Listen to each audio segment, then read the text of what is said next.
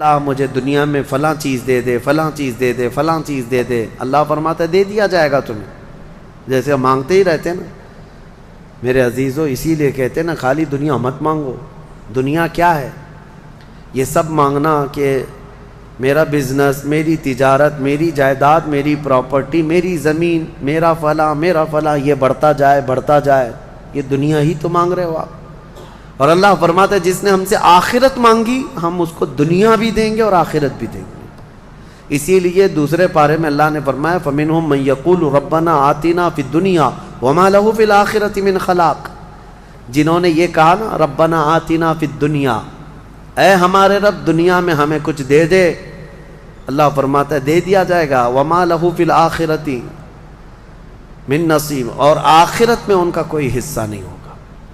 من خلاق، آخرت میں کوئی ان کا حصہ نہیں ہوگا۔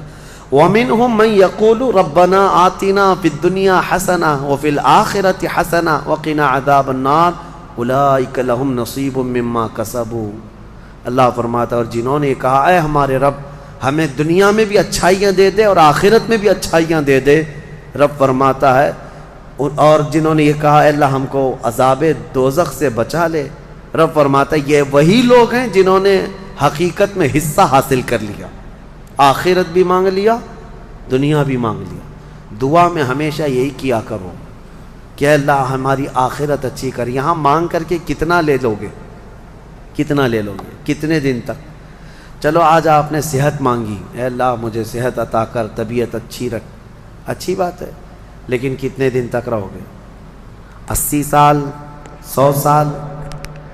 80 سال کے بعد جب بال سفید ہونے لگیں گے تب پھر تم یہ مانگو گے کہ اللہ پھر میرے بال کالے کر دے۔ پیٹھ جھکنے لگے گی تب یہ کہو گے کہ اللہ میری کمر سیدھی کر دے۔ دانت جھڑنے لگ جائیں گے کہو گے پھر اے اللہ میرے دانت صحیح کر دے۔ نظام ہے کائنات کا، صحت کو جانا ہے تو جو جانے والی چیز ہے اس کو ہی ہم مانگ رہے ہیں، جو ہم سے رخصت ہونے والی چیز ہے وہی ہم مانگ رہے ہیں۔ اولاد مانگ رہے ہو یہ بھی چھوٹنے والی چیز ہے، یہ ہم سے چھوٹنے والی چیز۔ ہر وہ چیز مانگتے ہیں ہم یہاں پر جو ہم سے رخصت ہونے والی ہے، اور جو ہمیشہ رہنے والی ہے وہ جنت ہے، اس کا سوال کیوں نہیں کرتے؟ اور ایک امام شیخ سعدی رحمۃ اللہ علیہ کی کتنی پیاری بات ہے، سنو۔ فرماتے ہیں موت سے بچنا ممکن ہے کسی کو؟ بتائیں کوئی بچ سکتا ہے؟ پاسبل ہے؟ موت سے بچنا کسی کے لیے بھی ممکن ہے؟ نہیں ہے، سب کو پتہ ہے، سب کو پتہ ہے امپاسبل، لیکن اس کے باوجود بھی بچنے کے لیے 1000 دوائیاں کھاتے ہیں ہم۔ سب کو معلوم ہے کہ موت سے نہیں بچتے ہیں، لیکن اس کے باوجود بھی بچنے کے لیے ہم روز کچھ نہ کچھ کر رہے ہیں۔ ہم اپنے جسم کو صحیح کرتے ہیں یا بیماریوں کو صحیح کرنے کے لیے پیسہ بھی بہاتے ہیں، سب کچھ کرتے ہیں۔ ہمیں پتہ ہے کہ ہم نہیں بچ سکتے پھر بھی خرچہ کرتے ہیں۔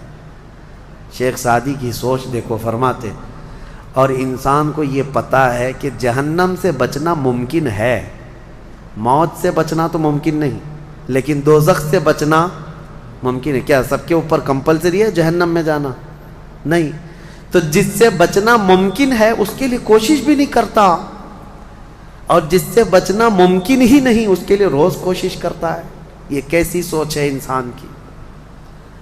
موت سے نہیں بچ سکتے، کوشش ٹھیک ہے تم دوائیاں کرتے رہو، لیکن کوشش یہ کرو کہ اللہ مجھے دوزخ سے بچا لے، مجھے آخرت کے عذاب سے بچا لے۔ میرے عزیزو ہمارا سارا نظام اسلام کا آخرت پر ٹکا ہوا ہے، اسی لیے رب تعالیٰ نے فرمایا من کان یرید حرث الآخرۃ نزید لہ فی حرثہ۔ ایک بات میں آپ کو بتا دوں، اگر اسلام سے آخرت کا کانسیپٹ نکال دیا جائے تو پورا دین کھوکھلا ہو جائے گا۔ یعنی پھر کس چیز کے لیے کر رہے ہو تم؟ نماز کیوں پڑھ رہے ہو؟ چوری سے کیوں بچتے ہو؟ شراب کیوں نہیں پیتے؟ ہر چیز کا تعلق تمہارا آخرت سے جڑا ہوا ہے، آخرت سے۔ کیوں؟ حساب ہوگا، پوچھا جائے گا، میری نمازیں بھی پوچھی جائیں گی، روزے بھی پوچھے جائیں گے، ہر چیز آخرت کے خوف سے ہم دنیا میں عمل کر رہے ہیں۔ اور اگر آخرت کا کانسیپٹ ختم ہو گیا تو وہی درندوں کی طرح سے ناچتے گھومتے رہیں گے، جیسے دوسری قوموں کو دیکھ رہے ہیں، ان کے ہاں کوئی تصور ہی نہیں آخرت کا۔ ان کا تو یہ ہے کہ اچھے کام کرو گے تو دوسرے جنم میں اچھا بن کے پیدا ہو جاؤ گے، برے کام کرو گے تو دوسرے جنم میں کتا بلی بن کے پیدا ہو جاؤ گے، بس اتنا ہی ہے، اس سے زیادہ نہیں ہے۔ پھر بھی کچھ لوگوں کے ہاں ہے سورگ اور نرگ کا، لیکن وہ بھی اتنا یقینی نہیں ہے، اتنا یقینی نہیں ہے جتنا تمہارے لیے ذہن میں یقینی جنت اور دوزخ کا تصور ہے، یہ دوسروں کے نہیں ہے۔ اسی لیے میرے عزیزو، آخرت کے تصور کو اتنا مضبوط بٹھاؤ، اتنا مضبوط بٹھاؤ۔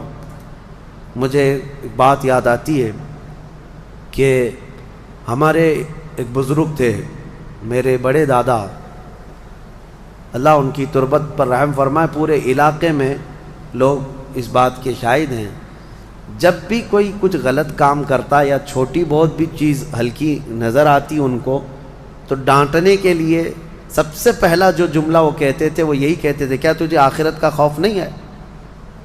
آخرت سے نہیں ڈرتا؟ یہ ایک جملہ اکثر ہر کام پر، نماز کے سلسلے میں ہو یا کسی کو کہیں پر گپے لگاتے بیٹھے ہوئے دیکھتے تو یہ کہتے آخرت کا ڈر نہیں ہے۔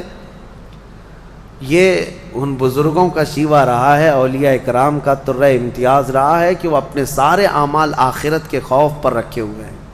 حضرت حاتم اعصم رضی اللہ تعالیٰ عنہ بڑے پائے کے بزرگ ہیں، فرماتے ہیں نماز جب پڑھتے تھے تو کہتے میرا تصور یہی ہوتا ہے، میرا تصور یہی ہوتا ہے کہ موت میرے گردن کے پیچھے، ملک الموت یہی ہے، یہ سوچتا ہوں کہ اب آخری نماز ہے، میری آخری نماز ہے، اور دونوں طرف میرے جہنم کے گڑھے ہیں، ادھر بھی ادھر بھی، میں اگر تھوڑا سا بھی ہل جاؤں تو ہو سکتا ہے ادھر کے گڑھے میں یا ادھر کے گڑھے میں، اور پیچھے ملک الموت ہے اور سامنے رضائے الہی ہے اور جنت ہے، میں بڑھنے کی کوشش کر رہا ہوں۔ اس تصور کے ساتھ وہ نماز پڑھتے تھے، اس تصور کے ساتھ، اور سجدے میں جاتے تو یہ کہتے کہ میرا آخری سجدہ ہوگا، ملک الموت پیچھے ہی کھڑا ہے میری گردن کے پاس، اور اگر میں تھوڑا بہت ہل گیا تو ادھر بھی دوزخ ہے، ادھر بھی دوزخ ہے، سامنے کی طرف مجھے پورا تصور جمانا ہے، رضائے الہی ہے اور جنت میری یہاں ہے۔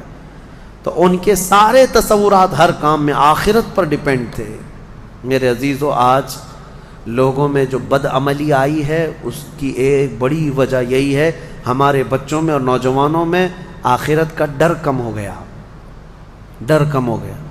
یہ جتنے بھیانک گناہوں میں آج ملوث ہیں، ان کو ڈر نہیں ہے، ان کو خوف نہیں ہے۔